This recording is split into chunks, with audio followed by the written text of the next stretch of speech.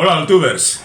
Estamos en temporada de premios cinematográficos y en consecuencia tenemos que hacernos eco pues de todo lo que ha pasado rápidamente, que si los premios Feroz, que si los premios Forqué, que si los premios Goya, en el ámbito internacional, los César, los BAFTA, absolutamente todos los premios que se entregan justo antes de los Oscar, que es por supuesto esa medida que marca la actualidad en todo el mundo. Porque es cierto que los estadounidenses al final en materia cinematográfica marcan pautas, pero ya han pasado incluso los Globos de Oro y otros galardones estadounidenses y ninguno tiene el atractivo de los Oscar. Querámoslo o no, hay personas, aficionados, que sienten una excesiva, creo, fascinación por los Oscar, a pesar de que a lo largo de su historia han cometido injusticias, han premiado a quien no debían, han olvidado a aquellos que se lo merecían y en definitiva son ya 93 años de relaciones un tanto peligrosas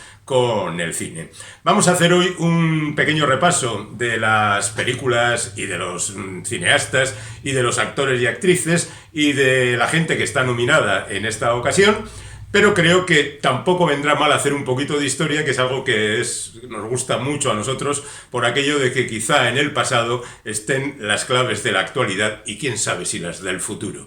Pero bueno, sin adelantar acontecimientos, digamos que estos galardones tienen ya toda una historia detrás y que nacieron allá en 1928 para, en la ceremonia de 1929, dar los primeros premios que de alguna manera se asociaban a las dos temporadas anteriores. Todo era muy difuso por aquel entonces. El cine tampoco era el gran espectáculo tan apreciado como ahora mismo. Bueno, quiero rectificar, era un gran espectáculo, sobre todo para grandes masas de espectadores que se lo pasaban estupendamente con él, pero no tenía el prestigio ni la dimensión que tienen ahora. Quienes estaban haciendo arte en ese momento no lo sabían. Era gente que entretenía al público. Charles Chaplin, Buster Keaton, todos los que hicieron el periodo del cine mudo, pues estaban haciendo entretenimiento para las masas. Y justamente por eso, las grandes productoras, que ya a finales de los años 20 estaban cobrando como una cierta intención de pasar al límite y convertirse también en algo prestigioso, decidieron unirse y crear la Academia de las Artes y las Ciencias Cinematográficas. El gran líder de este movimiento fue Louis B. Mayer, el hombre detrás de la Metro-Goldwyn-Mayer, y que allá a la altura de 1928 dijo: hay que establecer un premio para dar a toda esta gente. Bueno, efectivamente, así nacen los premios Oscar, que van a preceder en bastante tiempo a otros premios estadounidenses de otras disciplinas, pero que también al final hoy están siendo muy importantes. Los Tony no tanto, porque son del teatro y el teatro pues reúne a la gente donde se representa y que nacen en el año 47. Los Emmy, que ya son más importantes por aquello de que la televisión llega a otros muchos lugares, en el año 49, y los Grammy del año 59, en un momento en que la música está en plena revolución y lanzándose al mundo y tratando de comérselo justamente. Y todavía hoy las entregas de los Grammy pues son un gran espectáculo. Bueno, al margen de todo eso, digamos que es historia bien conocida cómo nace el apelativo de Oscar para la famosa estatuilla. Cuentan que el diseñador de producción, Cedric Gibbons, fue el encargado de hacer una estatuilla. Tuvo la idea de hacer a un tipo desnudo, calvo y con una espada. Bueno, cuentan que Dolores del Río, su mujer por aquel entonces, le presentó a Emilio Fernández, conocido también como el Indio Fernández, y le dijeron que posara desnudo para realizar la imagen de la estatuilla. Parece ser que Emilio no se lo tomó muy bien, pero al final acabó cediendo. Sinceramente, no veo rastros de Emilio Fernández en el Oscar. Emilio Fernández, para los que no sepáis muy bien quién es, además de un gran director mexicano, fue también un intérprete destacado. Por ejemplo, aparecía en varias películas de Sam Peckinpah, como por ejemplo Quiero la cabeza de Alfredo García, Pat Garrett y Billy el Niño, y sobre todo era el general mapache de Grupo Salvaje.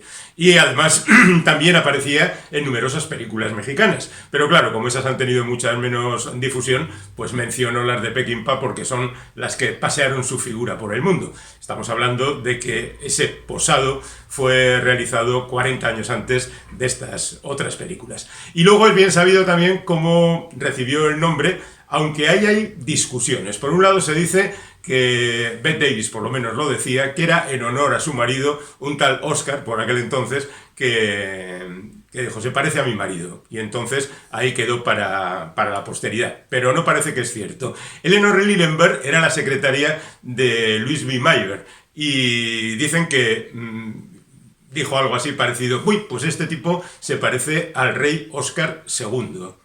¿Quién es Oscar II y de dónde era rey? La situación más extendida es que Margaret Hemlich, que era la secretaria de la Academia y actriz ocasional, dijo que esta figura le recordaba a su tío Oscar, que en realidad tampoco era su tío, porque era el que se llamaba Oscar, era su primo. Pero en cualquier caso, se empezó a llamar Oscar, Oscar, Oscar. Al principio eran simplemente los premios de la Academia y poco a poco la cosa fue creciendo hasta que un día Walt Disney, al recoger uno de sus múltiples premios, porque el tío tiene 26 en sus alforjas, dijo, bueno, pues estoy encantado de llevarme el Oscar a casa. Y eso vino a ser una especie de confirmación de que el Oscar se iba a llamar Oscar y ya está. Bueno, la primera entrega tuvo lugar en el Hotel Hollywood Roosevelt de Los Ángeles, por supuesto, el 16 de mayo de 1929. Y ya digo que juzgaba a las películas de los años 27 y 28. Después de la entrega de premios, que se entregaron 15 estatuillas, en una ceremonia a la que solo asistieron 270 personas, esta gente se fue al Hotel Mayfair para celebrar la gran fiesta que sigue siempre a este tipo de cosas, porque las cosas han cambiado mucho en los Oscars desde su comienzo, pero lo de las fiestas no ha cambiado en absoluto. La gente después de una entrega se va tranquilamente a celebrarlo. Al principio, en esta primera entrega, la gente sabía ya quiénes eran los premiados 3 meses antes de la entrega de los premios. Pero se decidió que era conveniente que tuviera un poquito más de emoción y durante unos cuantos años fueron anunciando los premiados un poco antes de la ceremonia, pero un poco antes, o sea, esa misma tarde antes de la ceremonia. Lo que pasa es que a la altura de 1940 el New York Times anunció cuáles eran los premiados antes de que se dieran a la luz, y entonces decidieron cortar esta costumbre y en el año 1941 empezaron ya con la costumbre de los sobres sellados, que cuando se abrían aparecía quién era el ganador. Y en cuanto a detalles curiosos de los Oscar, pues podemos decir que Katharine Hepburn ha conseguido 4 estatuillas y nunca fue a recogerlas porque le parecía que era una costumbre poco interesante. Otros que no han ido, por ejemplo, ha sido Woody Allen, porque se entregaban el lunes, luego ya se cambió la costumbre y él ese día tocaba el clarinete. Bueno, Katharine Hepburn es la máxima conseguidora de estatuillas y la más nominada es Meryl Streep, que tiene 3 estatuillas de 21 nominaciones, que son unas cuantas. Walt Disney es la figura que más premios tiene, ya digo, 22 premios más 4 honoríficos, pero es bien sabido que todos esos premios no los ha ganado el bueno de Walt Disney, sino que los han ganado todos aquellos que trabajaban para él. Además de esto, mencionaremos a John Williams, que es el tipo con más nominaciones, con 50 y alguna creo, y 5 Oscar en la mochila, y mencionemos también a aquellos que en su momento decidieron que no iban a recibir el Oscar. Es bien conocido el caso de George C. Scott, cuando le premiaron por Patton, que dijo que no quería participar en esa exhibición de carne, y es más conocida todavía, 2 años más tarde, la ocasión en la que Marlon Brando fue premiado por El Padrino y mandó a recoger el premio a una india llamada Sachi Littlefeather, pequeña pluma, que recogió el premio y sacó a relucir la mala situación de las comunidades nativoamericanas. Luego resulta que la chica no era india, sino una actriz, y la cosa pasó como pasó. Hay un caso anterior, el de Daley Nichols, un guionista que en el año 35 se negó a aceptar la estatuilla que le concedían por el Delator, la película de John Ford, pues, dadas las condiciones en las que trabajaban los guionistas, pero ese fue un arreglo que 3 años más tarde acabó con Daley Nichols recogiendo la estatuilla que no había recibido 3 años antes. Hay más detalles, seguimos hablando de ellos. Dentro de los detalles de los Oscar podemos mencionar a aquellos que no pudieron recoger la estatuilla porque ya habían muerto cuando se concedieron los premios. El primer caso fue el de Peter Finch, que interpretó a un iracundo predicador televisivo en la película Network y que murió poco antes de la entrega de la estatuilla. Esa fue su última película, pero había participado también en una película para televisión sobre el rescate de Entebbe, e Idi Amin Dada, que estaba muy enfadado con Hollywood por el tratamiento que estaba dando a ese episodio, dijo que había sido una maldición que le había mandado él para acabar con todos los que habían participado en esas películas. Otro caso bien conocido es el de Heath Ledger, interpretando al Joker en El Caballero Oscuro, que murió poco tiempo antes también de la entrega de los premios. A pesar de todo ello, se le concedió el premio. Podíamos tener este año también otro caso con la figura de Chadwick Boseman, el legendario Black Panther, que murió hace ya unos meses víctima de un cáncer que le acompañó los últimos años de su vida. Murió con 43 años, una edad evidentemente injusta para una muerte, pero quizá le consiga in memoriam el premio a este hombre. Otro caso curioso dentro de los Oscar es aquella vez en el año 74 en que Robert Oppel, un activista de la comunidad gay, apareció desnudo en el escenario. Era una época en que se llevaba bastante este tipo de protestas, en que la gente se desnudaba y, por ejemplo, saltaba al campo de fútbol o al de rugby, y aparecía también en la entrega de los Oscar. El trekking se llamaba por aquel entonces, o streaking, y incluso había una película de Alfredo Landa que se titulaba Solo ante el streaking. Bueno, en aquella ocasión estaba David Niven haciendo anuncio de los premios que iba a entregar. Apareció el bueno de Robert por detrás y David Niven dijo: bueno, estas cosas pasan, este hombre ha tenido aquí la gran oportunidad de mostrar sus escaseces. Al margen de eso, digamos que hay otro caso muy escandaloso en su momento, que fue el Oscar conseguido por Marisa Tomei, una absoluta desconocida por aquel entonces, a principios de los 90, que consiguió el premio por la película Mi primo Vinny. Corre la leyenda de que Jack Palance, que había ganado el Oscar al mejor secundario el año anterior, fue a nombrar al ganador del premio, que se equivocó y la nombró a ella, cuando en realidad cualquiera de las otras 4 competidoras tenía que haber ganado, que eran grandes damas de la escena y del cine británico. La buena de Marisa Tomei era la única estadounidense, y ya digo, una desconocida, y aquello quedó muy extraño.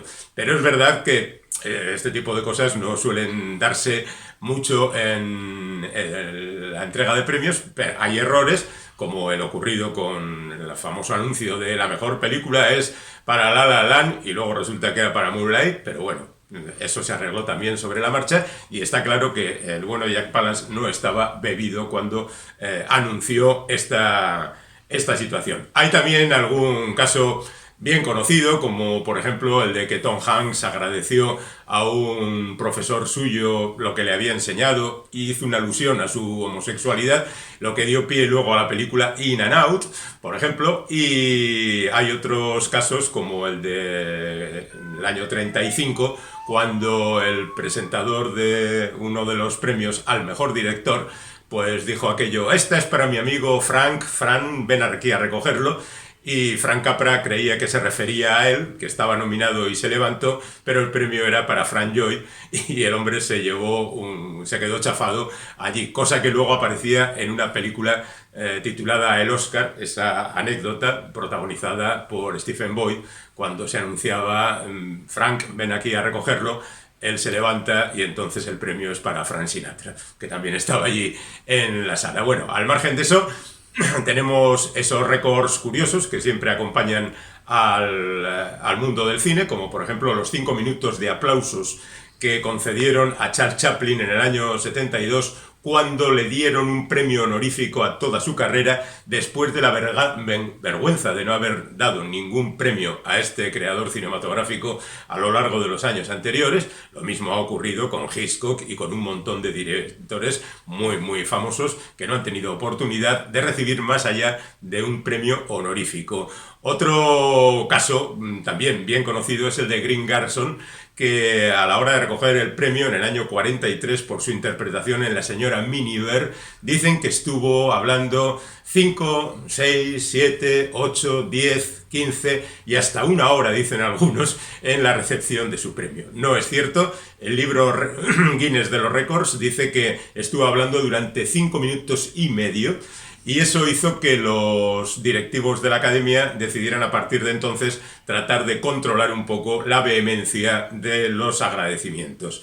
Hay algún caso relacionado con esto, como el de Julia Roberts, que en el año 2001, con el premio por Erin Brockovich, decidió que, a pesar de que la academia había decidido premiar con un televisor a aquel premiado que hablara menos tiempo durante el escenario, dijo: yo ya tengo televisor y seguramente no voy a volver nunca más a estar aquí recibiendo un Oscar, y estuvo hablando durante 2 minutos y medio.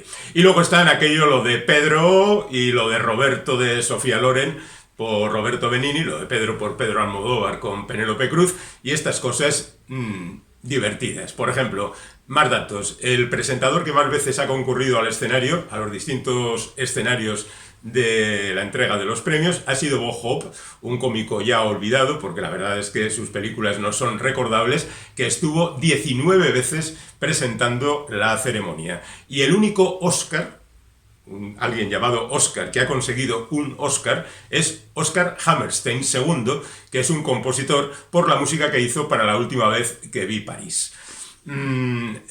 Otros datos curiosos dirían, por ejemplo, las veces en que un actor o una actriz ha recibido el Oscar 2 veces seguidas. Entre los actores tenemos el caso de Spencer Tracy, que lo logró en los años 30 y que tuvo el premio en 2 años consecutivos, primero por Capitanes Intrépidos y después por La ciudad de los muchachos. Esto se repitió en los años 90 con Tom Hanks, que primero recibió el premio por Filadelfia y después por Forrest Gump. Pero mucho más olvidada fue la pionera en recibir estos premios. Se llamaba Louise Rainer y obtuvo el premio en 2 ocasiones, en 2 años seguidos, en los años 30, antes de que el propio Spencer Tracy se llevara esos 2 premios consecutivos. Louise Rainer dejó el cine después, volvió solamente para darle a José Luis García el premio por Volver a empezar, el premio a la mejor película de habla no inglesa, y luego volvió otra vez a su casa de París, donde murió con 104 años.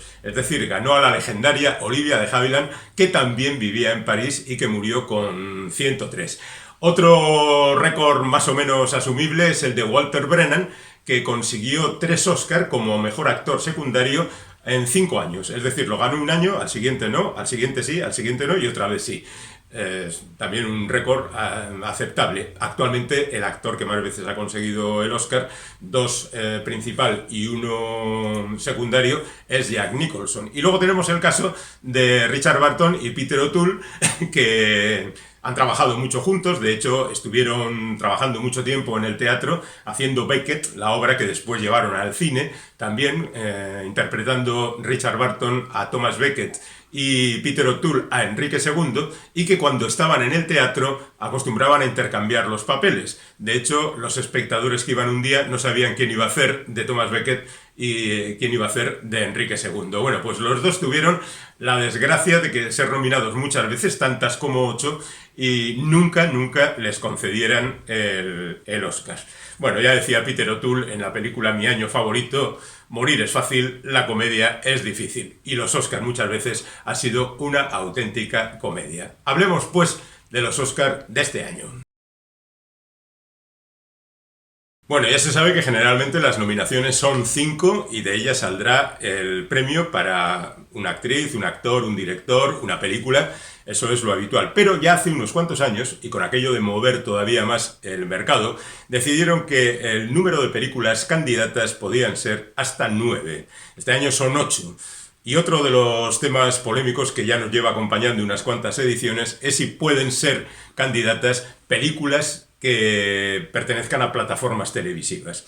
Durante algunos años, con tal de que las películas se estrenaran en el condado de Los Ángeles y tuviera una aparición, aunque fuera testimonial, en los cines del mundo, ya podía ser incluida. Este año, con el asunto de la pandemia y los cines cerrados en Estados Unidos durante mucho tiempo, la cosa ya ha pasado a mayores y absolutamente cualquier película que hagan las plataformas de streaming puede pasar directamente a las nominaciones y a conseguir el premio.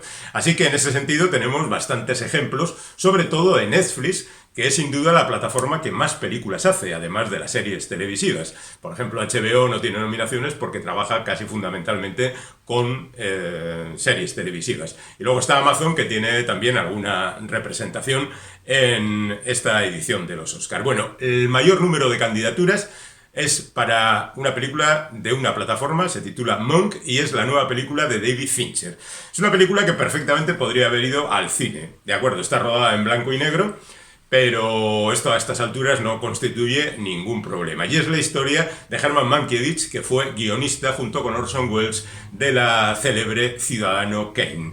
Fincher es un cineasta al que todos apreciamos. Empezó con aquel Alien 3, que nos dejó buen recuerdo, pero su siguiente película ya fue Seven, luego llegó The Game, luego El Club de la Lucha, y luego, pues yo que sé, La Red Social, Zodiac y tantas películas, incluida la versión estadounidense de Los hombres que no amaban a las mujeres. Bueno, pues ahora aquí ha recogido un viejo guión de su padre, contando cómo se rodó Ciudadano Kane, bueno, cómo se escribió el guión fundamentalmente, y ha hecho esta película, como siempre, muy bien, y seguramente se llevará algunos premios, muy posiblemente el de mejor película.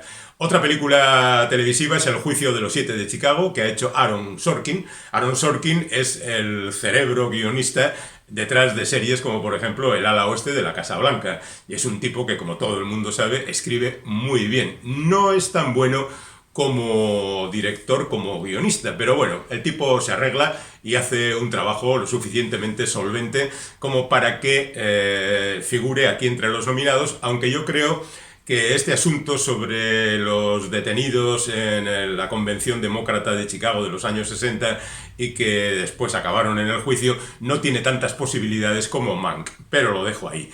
Otras 6 nominaciones. Los 7 de Chicago tiene 6 nominaciones. The Sound of Metal tiene también 6 nominaciones. Es otra película de plataformas, en este caso Amazon, sobre un batería que se está quedando sordo.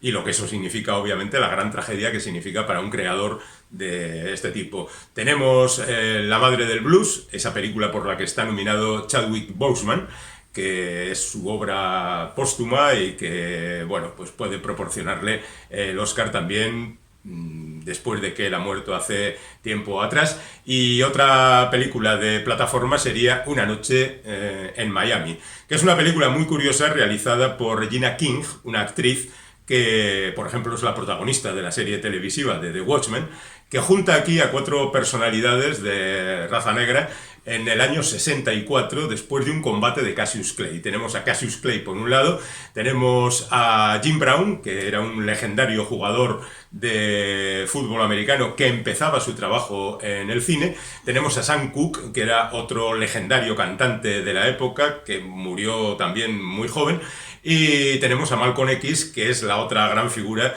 que aparece en la película un año antes de ser asesinado.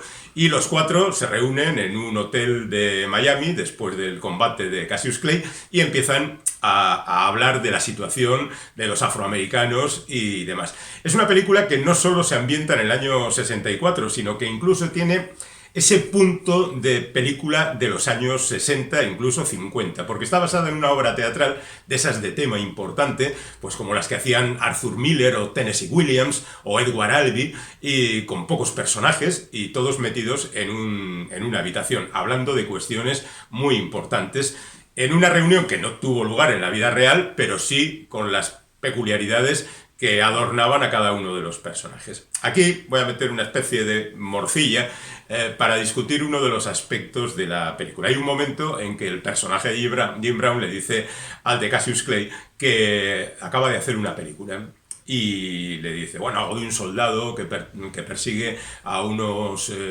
representantes de la Confederación y tal. Y le pregunta al otro, y le dice, muero a mitad de película.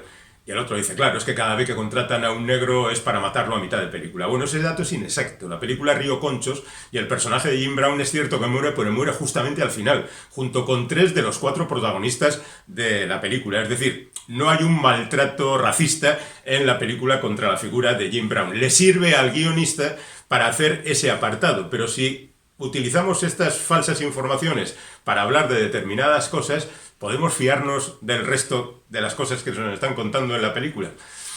En este caso yo entiendo que las figuras son muy importantes, que llaman mucho la atención, pero quizá unos seres anónimos o unos personajes que tengan las mismas características, pero no esos nombres, podían haber servido también muy bien. Otra película que habla de afroamericanos es Los Estados Unidos contra Billie Holiday, que habla obviamente de Billie Holiday, que fue muy perseguida por su activismo y por cantar canciones como Strange Fruit, aquella que hablaba de las extrañas frutas que penden de los árboles en los estados sureños, que no son otra cosa que los negros ahorcados. Y la verdad, la película de Lina Daniels, que es un cineasta, pues es el de Precious, por ejemplo, o el del mayordomo, aquel mayordomo de color que atravesó la vida de una pila de presidentes estadounidenses en la Casa Blanca, pues no es un señor que haga películas muy interesantes. Judas y el Mesías Negro es más interesante, es la historia de un tipo que, acosado por la policía, es obligado a meterse dentro de una organización que se supone que está preparando algún tipo de atentados. Y la verdad es que hay mucho afroamericano entre los nominados este año. También hay como una especie de descompensación, ¿no? Bueno, en definitiva, este año tocaba y no pasa absolutamente nada. Otras nominadas son El Padre, la película protagonizada por Anthony Hopkins, que está bien, pero tampoco deslumbra. Minari, que es la historia de estos coreanos que se van al medio oeste estadounidense y milagrosamente no tienen ningún tipo de problema ni enfrentamientos como la comunidad de blancos ni nada por el estilo. Su único problema es ver crecer las lechugas y cómo van poco a poco.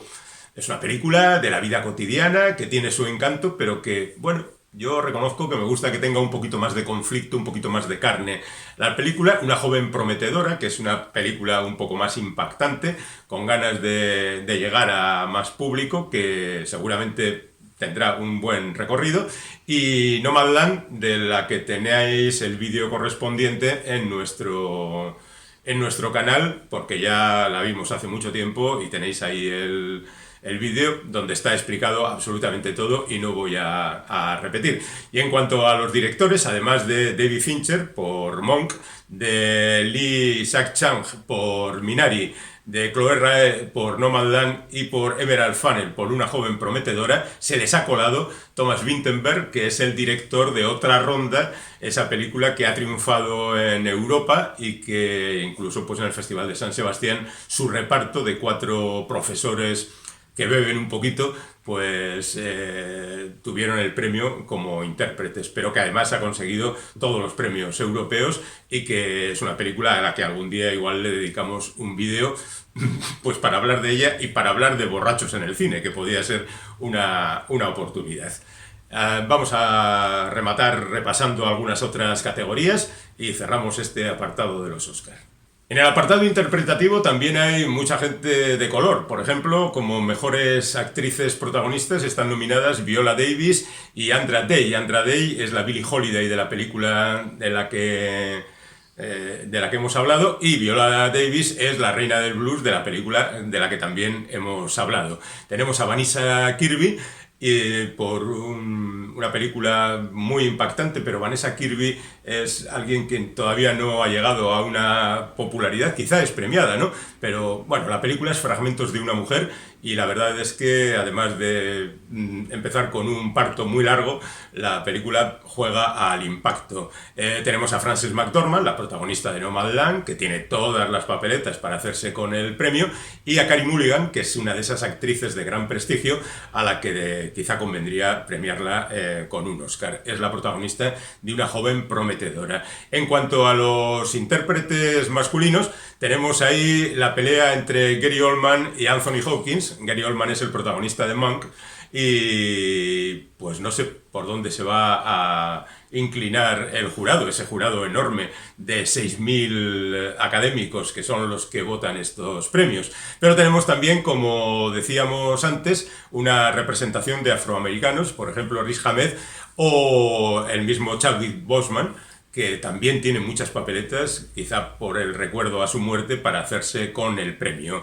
Stephen Yeun es el protagonista de la película Minari, y la verdad es que su interpretación no está mal, pero tampoco es de volver loco a nadie.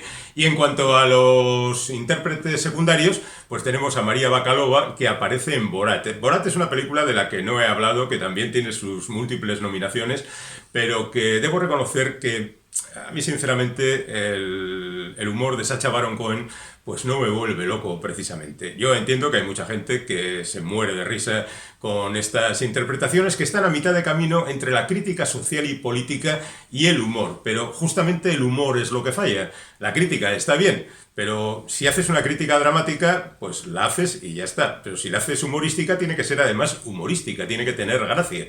Y yo, sinceramente, no acabo de vérselo. También es cierto que yo soy muy difícil de contentar con el apartado comedias en el mundo del cine. Bueno, teníamos a Maria Bakalova, tenemos a Glenn Close por Hillbilly. Glenn Close es otra de esas actrices que ha tenido cientos de nominaciones, exagero, claro, pero nunca le dan el Oscar, quizá es hora ya de que le llegue. Olivia Colman, que es la secundaria de El Padre. Amanda Seyfried, que es la secundaria de Monk, que igual es una sorpresa, porque con aquello de que David Fincher le obligó a repetir una toma 200 veces, pues hay una pequeña leyenda en torno a esto, ¿no? Y luego tenemos a una de las protagonistas de la película Minari, Young Yugo, la abuela, que es uno de los ejes sobre lo que aparece toda la película. Lo mismo podíamos hablar de Sacha Baron Cohen, ya hemos hablado de Borat, que está nominado como mejor secundario. Nominado como mejor secundario en la película de la que es protagonista, hilo conductor. Pues es que la verdad es que todo hace pensar que le han puesto ahí para darle el Oscar, y el resto de sus compañeros pues deberían estar pensando que no se lo van a dar. Hay, por ejemplo, dos de los protagonistas del Mesías Negro, de Judas y el Mesías Negro, y tenemos también a Leslie Odom de Minari y a Paul Raci, que interpreta un papel secundario en Sound of Metal. Premio al mejor guión original, pues tenemos ahí el candidato de Judas y el Mesías Negro, tenemos al guionista de Minari, de Una joven prometedora, de Sound of Metal o El juicio de los 7 de Chicago. Aaron Sorkin, podemos...